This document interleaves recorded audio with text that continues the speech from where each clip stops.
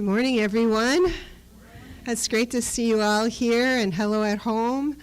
And I'm Linda, your chairperson. I hope you've managed your Christmas preparations according to how you wish to live your life. I wanted to share that my family story when I was a wee little one, that my mom, she was a force of nature. She did things big. Her name was Zelda, which is a great German warrior name. She was 5'8", 200 pounds, and she did things big. We had at least 20 plus people in our little farmhouse for Christmas meal. And she'd start the day before, but mainly she'd get up at about 3 in the morning and start preparing 6 different types of pies. And so when I'd get up, I got ordered around a lot, scolded a lot, yelled a lot. And it was a real mixed bag on Christmas morning of fear, anxiety, rage, and then people would show up. And it was then very joyful. It's like, oh, so much excitement. And then my little niece, one of my nieces, she was about 10 years old, or 8 years old, she just gorged herself on all the different types of pies. Blueberry, mincemeat, apple, pumpkin, lemon meringue, and so on. And that made it all worthwhile for my mom. That little Darlene, with her very low voice as an 8-year-old, loved all those pies. So I hope that you create your Christmas experience the way you like to have your Christmas experience. I don't really like all that loud chaos anymore. I like the quiet equanimity. So if I have people come over, everybody brings something, and that's how I do it. This last week, I got my issue of Unity magazine and opened it up. And I love how I learned something new. And Sue Morter, chiropractic doctor, she writes about this. It may surprise you to know your internal environment creates everything you experience in your external world. Your reality and life experiences are not fixed or happening to you. Rather, your reality is something you create from within you, from deep within your cells. So I tell you that story about my mom because that was the reality she created. I don't know if she really realized she wanted to create that, but and I think that's often the case for many of us. We don't realize that we're creating the anxiety and the rage and all of that. This is what I learned. Science has shown that our DNA, the microscopic strands of genetic information located deep in the cell's nucleus, has an actual effect on the world around us. Your DNA has an effect on the world around you. So this was an experiment done in the 1990s by quantum biologist Vladimir Popinin. He placed photons, which are light particles, in a vacuum. Not like the one you use in the living room. And you would expect that those photons would be patterned in a random way, and that's what they were. He found that they were patterned in a random way. Then, the next part of the experiment was he put a strand of DNA in with the photons. Guess what the photons did? They patterned themselves similarly to that strand of DNA. Whoa. So then the next part of the experiment was he removed the DNA, and he expected, what would you expect? That the photons would go back to a random arrangement? Ah, Diane, you're right. So what they found out was they remained in that pattern of the DNA. So it goes back to your reality and life experiences are not fixed or happening to you. Rather, your reality is something you create from within you, from deep within yourselves. So that's all I have to say on that. But if you want to read more on that, go to Unity Magazine, January, February this year. Okay, onward. If you would share with me, speaking our vision, a world powerfully transformed through spiritual awakening, and our mission, advancing the movement of spiritual awakening and transformation through unity, a positive path for spiritual living, and our values. Abundance, acceptance, community, diversity, integrity, joy, and love. And we celebrate our children. Unity of Appleton sees the divinity in all children and nurtures their unfolding spirituality. Our daily word is joy. And I'm going to light the last Advent candle for joy here.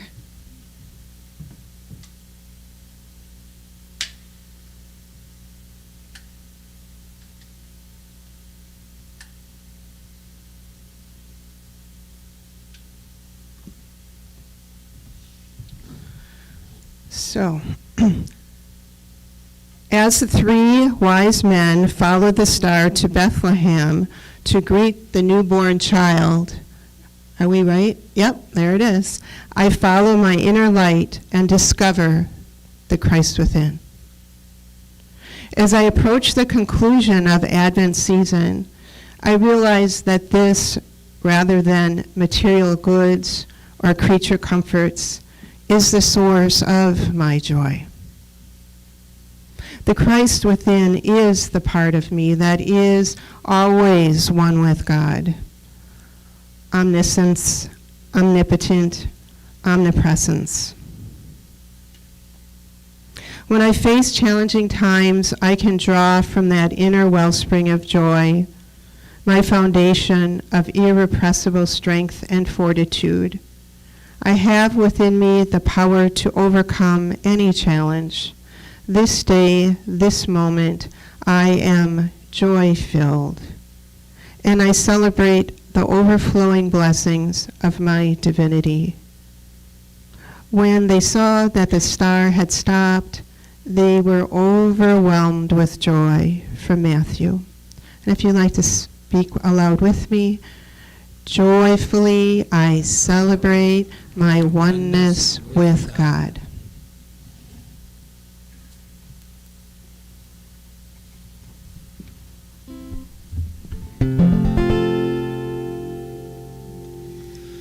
Joyful, joyful, we adore thee, God of glory, Lord of love. Hearts unfold like flowers before thee, opening to the sun above. Melt the clouds of sin and sadness, drive the dark of doubt away. Giver of immortal gladness, fill us with the light of day. 1, 2, 3, 4. All I once with joy surround me, with the heaven reflect my grace.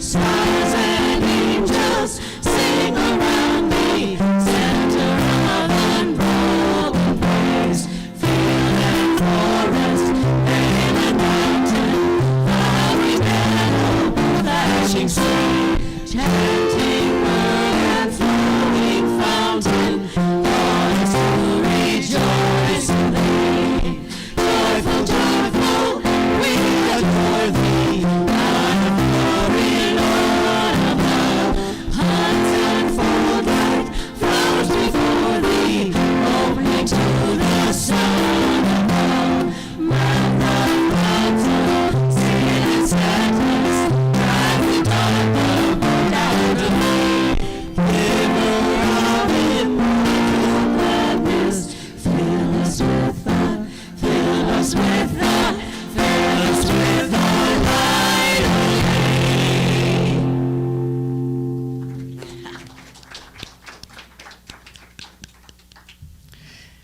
Oh, thank you, guys. It's my pleasure to introduce our speaker today, Sandra McKinney, Reverend Sandra McKinney. Sandra has served Unity Christ Center in Eau Claire, Wisconsin as an ordained Unity minister for 13 years, retiring in 2016. Prior to ordination, she served 2 years at Silent Unity. Since retirement, she has been speaking at Unity Centers in Minnesota, Wisconsin, and Iowa, in person and also via Zoom. Sandra is an Iowa native. Her background includes work in the alcohol drug field, marketing, sales and publishing, and pre-planning for a local funeral home. She began her own home pet sitting business in 1998 and continues that work today, having traveled to 9 different states for 4-leggeds. She also continues to enjoy officiating for weddings, home blessings, baptisms, and celebrations of life. Please join in welcoming Reverend Sandra McKinney.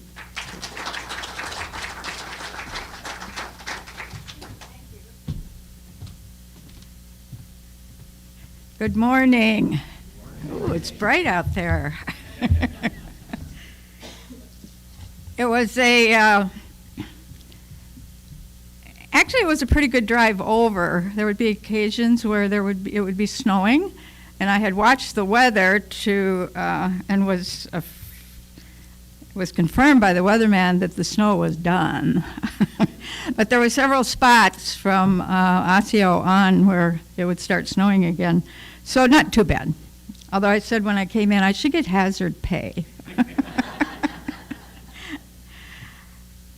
I love the music you sang this morning. It's so beautiful, that last song, and how you went into the the rhythm part. That was good.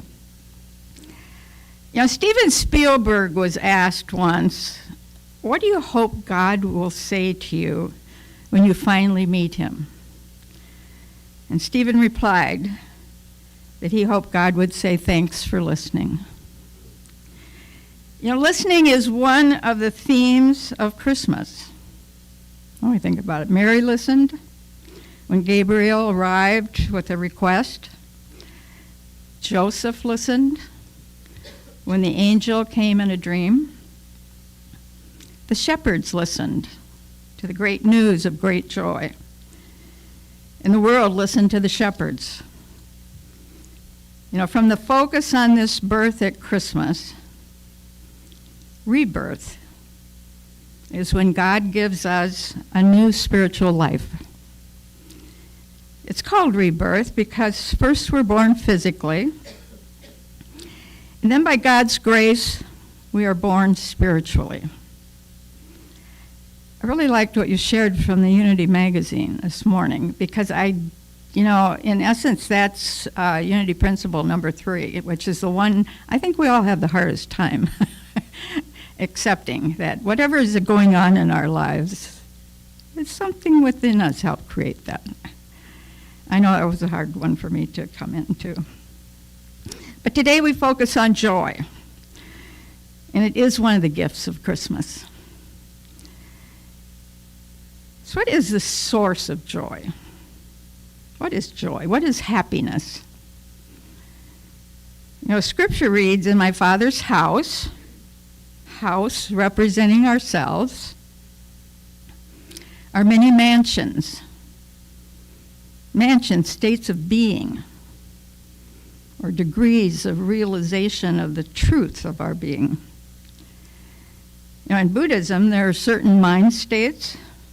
The Buddhists call that the houses of heaven. And if we build these houses in our hearts and minds, then heaven will dwell. The Spirit of goodness will live in us. And then our bodies, our lives, our homes, our offices will also become abodes of heaven. You know, this is ultimately the purpose of religion. It's the purpose of this worship space. It's the purpose of why we gather here every week. To help each of us embody that spirit of ultimate faith, peace, love, and joy. You know, there was an older couple who lived in Florida. In fact, their story made the Facebook pages. And they'd been married over 50 years. And the husband, the father, he calls the daughter who lives in New York, and then he calls his son who lives in California to let them know that he and his wife are considering a divorce.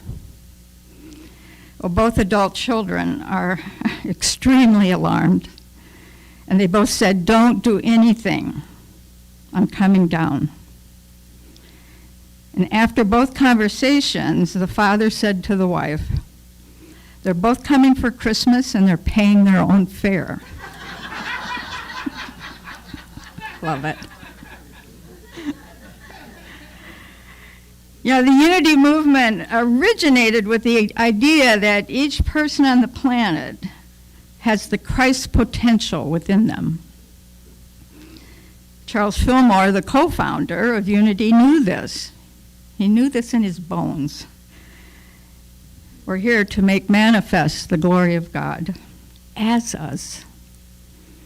In the world, Fillmore writes about joy, the happiness of God expressed through his perfect idea, man. So joy, written by Fillmore. The happiness of God expressed through this perfect idea, which is man. Men, women, we are God's perfect idea. You know, joy and gladness are strength-giving, especially if the mind is fixed on the things of spirit. You know, after I discovered Unity in 1974, that the original Christmas story really took on a different meaning for me. You know, before the story was the birth of this baby in a manger.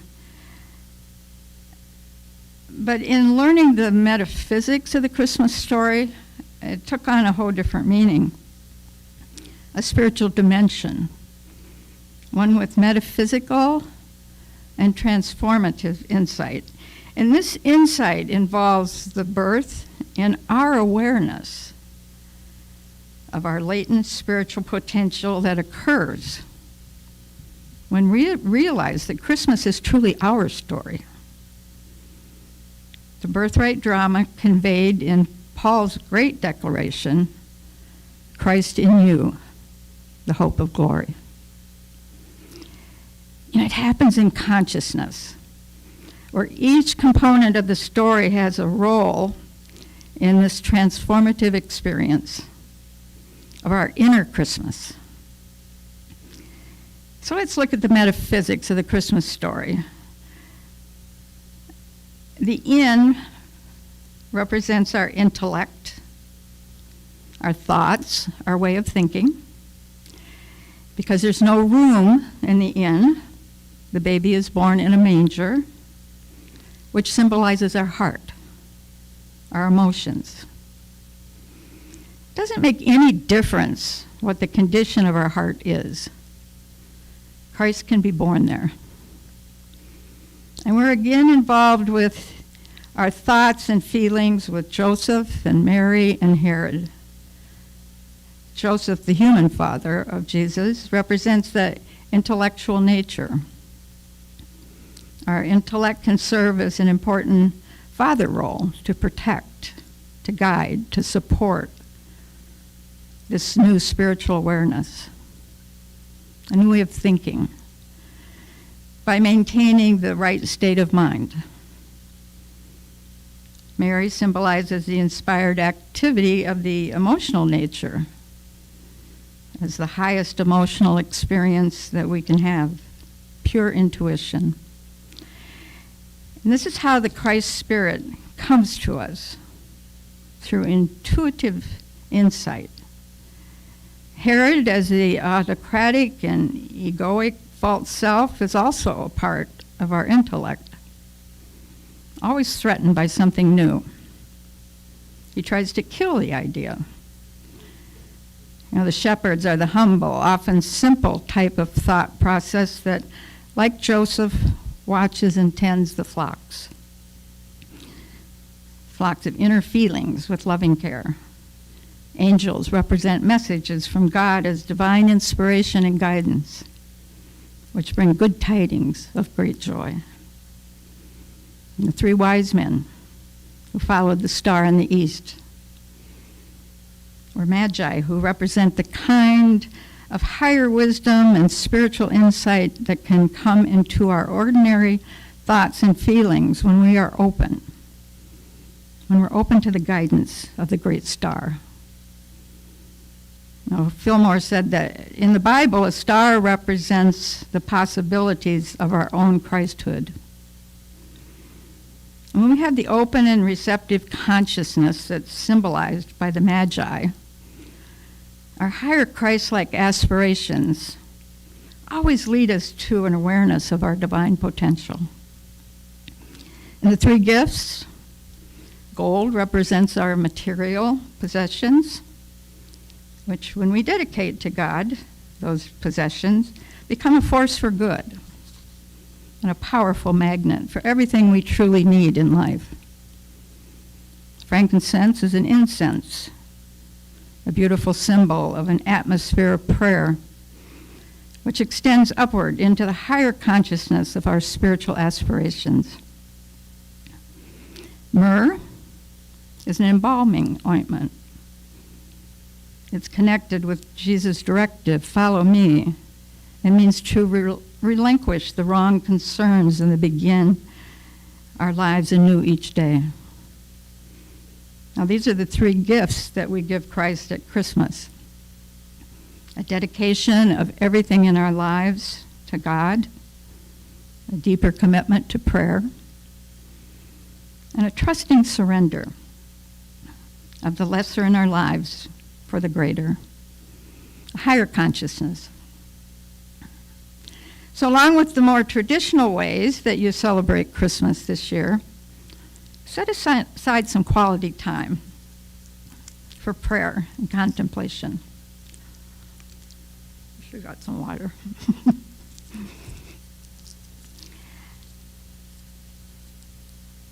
Devote some time for that inner metaphysical drama of the Christmas story and let it quicken within you an awareness of your true nature waiting to be born.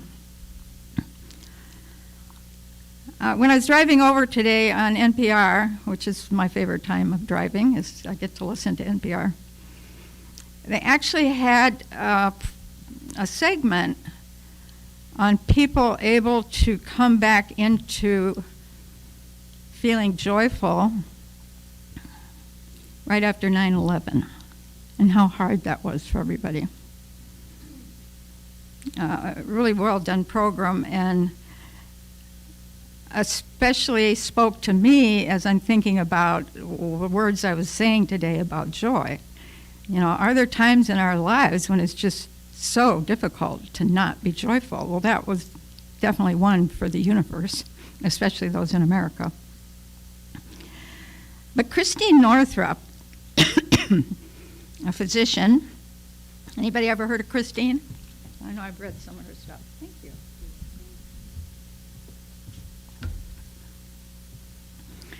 She asks, why is joy so problematic for people?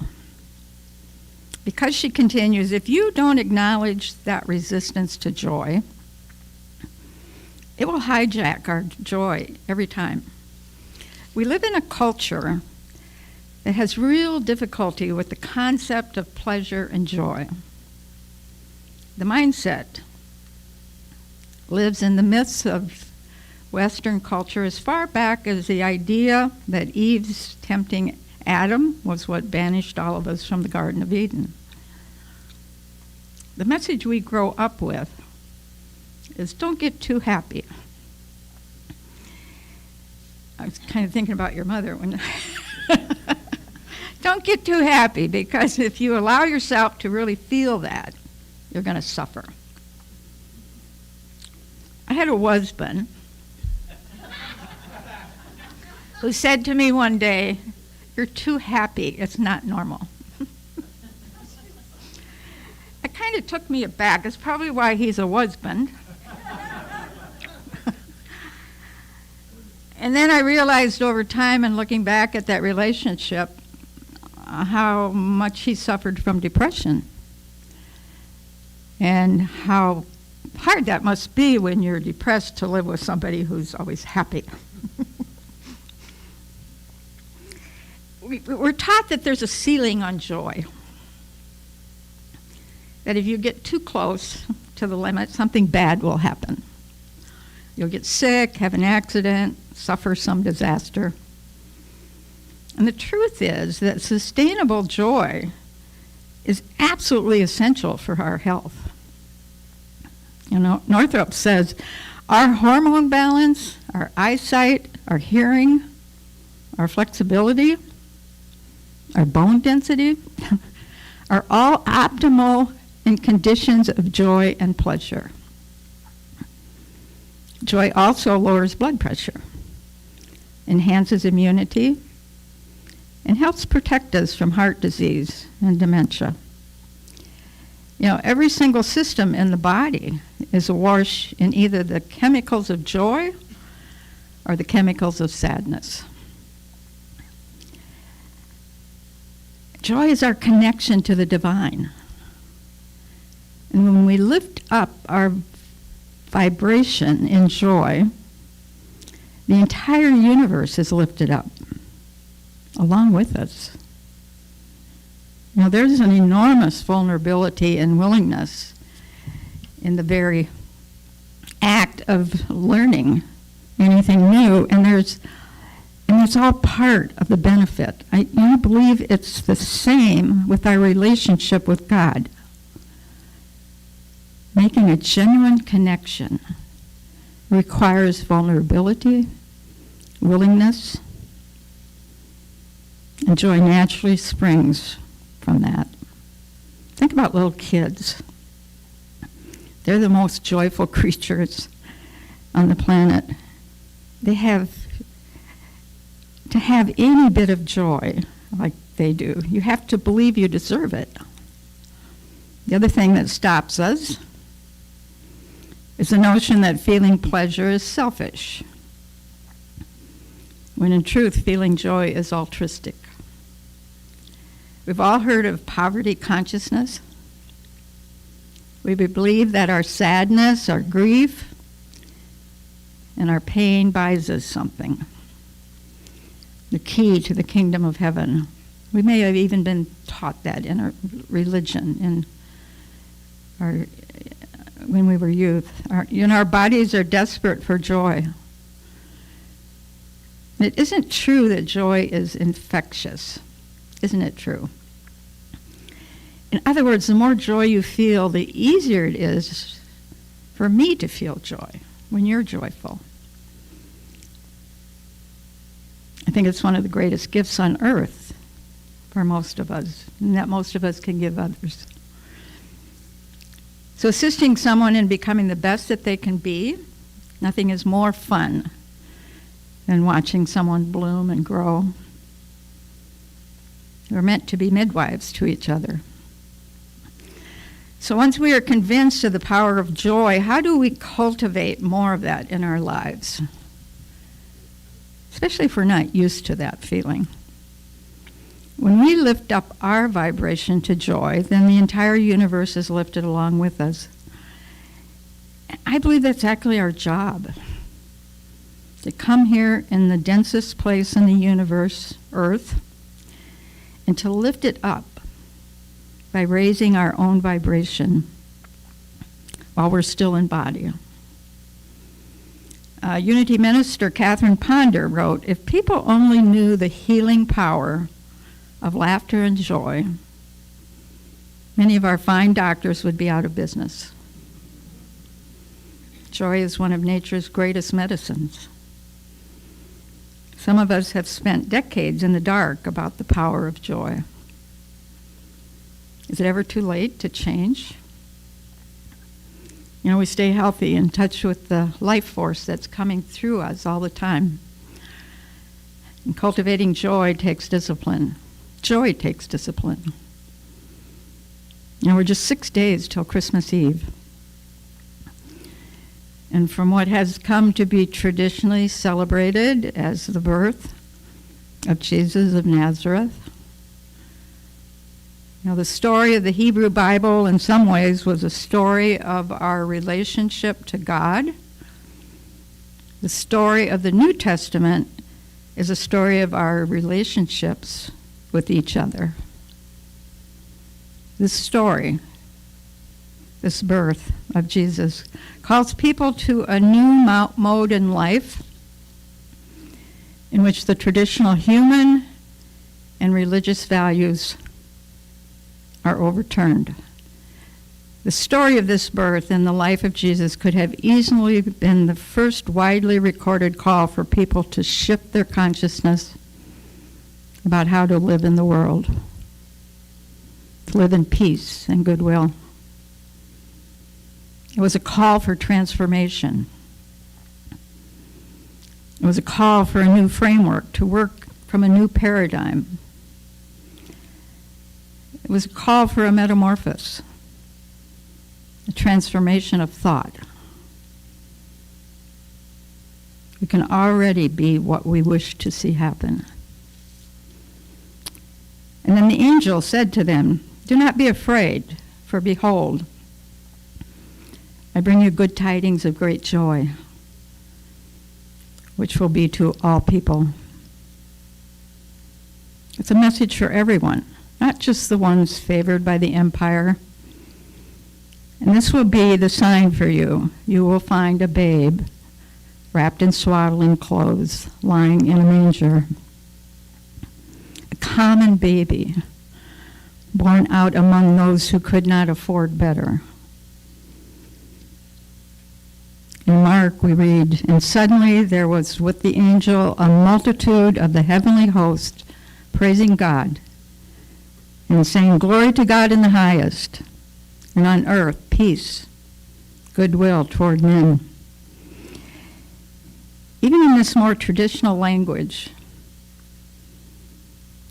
peace, not through strength, not through force, not through war, but peace through goodwill, through a new way of relationship. This was a radical concept, a new framework, a shift in consciousness. So we can separate the story from the dogma. We can find the inspiration and not be beholden to the institution. We can evolve with insight and not have to identify with empire. We all have the power to act in a way that promotes the holiness of this creation and the respect that each one of us and this planet deserves. This is not only the message that Jesus taught. It's a message of avatars throughout history, from Krishna to Buddha to the Mayans. May we seek the true possibilities that the nativity of a new idea can bring. May there truly be new hope that grows from the story of the birth of any child in poverty. And may we tirelessly work for real peace on earth through goodwill to all. Merry Christmas.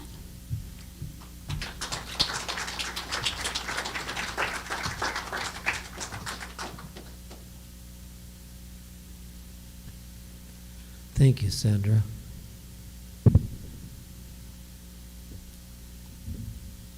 I I now invite you to begin to prepare yourself for reflective personal prayer and guided musical meditation, after which I ask that you remain in essential silence during the music. If you choose to, you can close your eyes.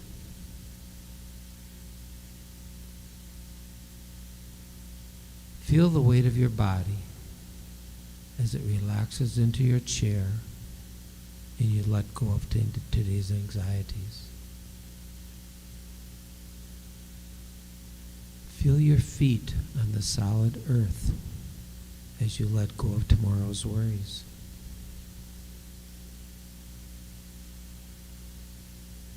Become aware in this moment of your breathing.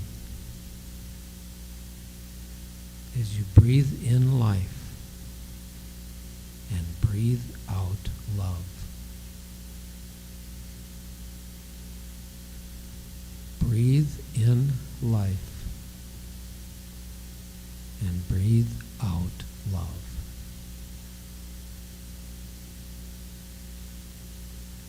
And as you become centered, focus your attention on your beautiful heart. Your beautiful Christ self. Become filled with gratitude and allow into yourself that which fills you with peace, joy, and love. So we begin.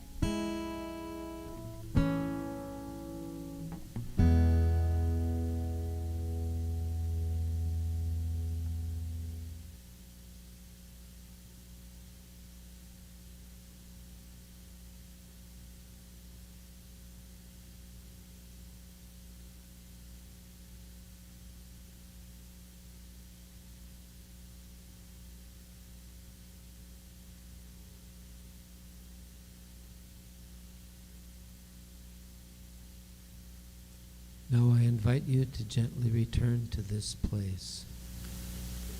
Open your eyes in the spirit of peace, joy, and gratitude.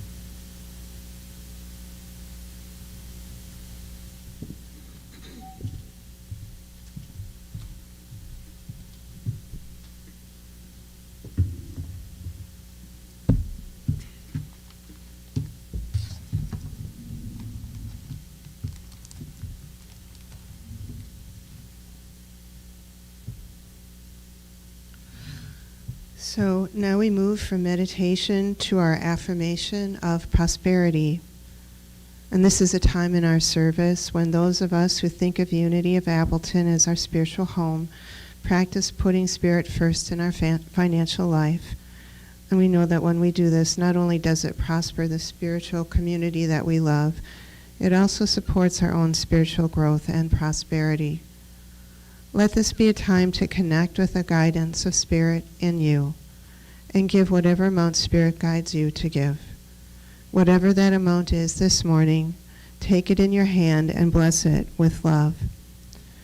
If you are one of the growing number of us who give electronically, take the gift into your heart. Feel free to bless the plate as it passes by. Let yourself feel as grateful as you can to God in you as your one source. Then please join in our affirmation of prosperity. So please say with me, Unity of Appleton is alive with the energy of Spirit in the flow of divine abundance and radiant with unlimited possibilities. And our celebration of giving and receiving. Divine love in and through me blesses and multiplies all that I am, all that I have, all that I joyfully give and willingly receive. I give in love, and I trust God as my source.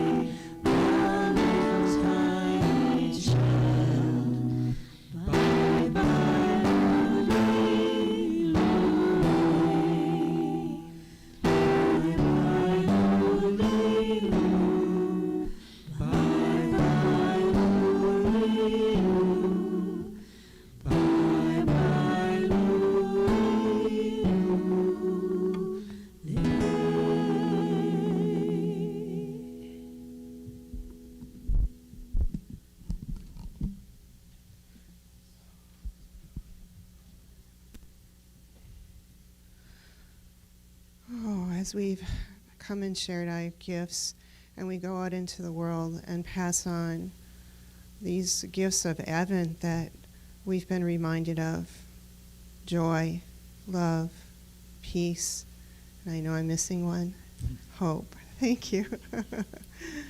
Pass those on. Thank you. Bye.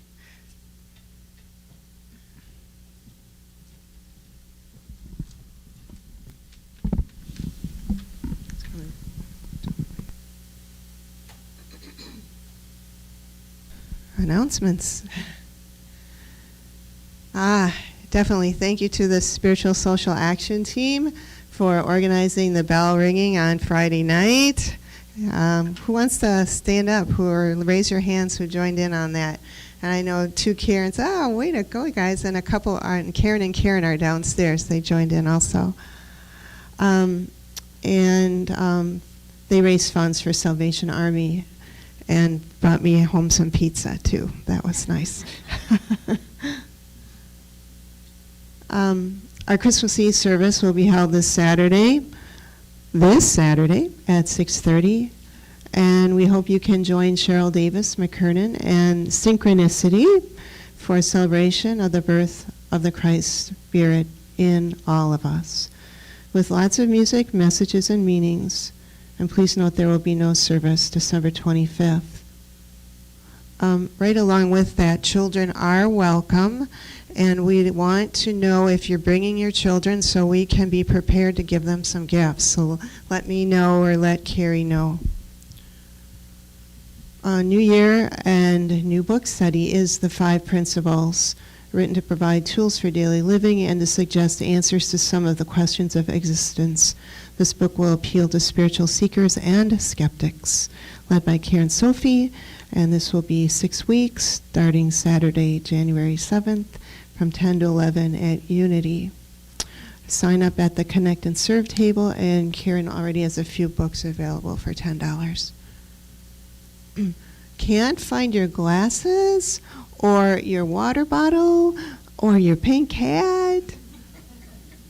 Please check out the lost and found in a clear tub on the top of the coat rack. Okay, you may find something of yours. Thanks, Paige. Our holiday potluck is after service today. Hope to see you downstairs. And our prayer of protection, if you'd like to stand. The light of God surrounds us. The love of God upholds us. The power of God protects us. The presence of God watches over us.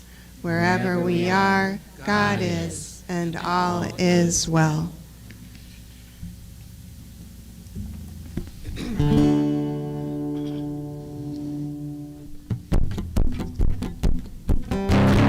Jesus was a man who taught us many long years ago. Showed us how to live, how to love and to lead. Walked across the reaching sea. He did, passing on his divinity. Saying joy to the world. All the boys and girls now. Joy to the fishes in the deep sea. Doesn't matter where the Fillmores, all they brought is unity. God's God is everywhere, you and me. A fashion of your word. There's unity. Bring joy to the world. All the boys and girls now. Joy to the fishes in the deep sea.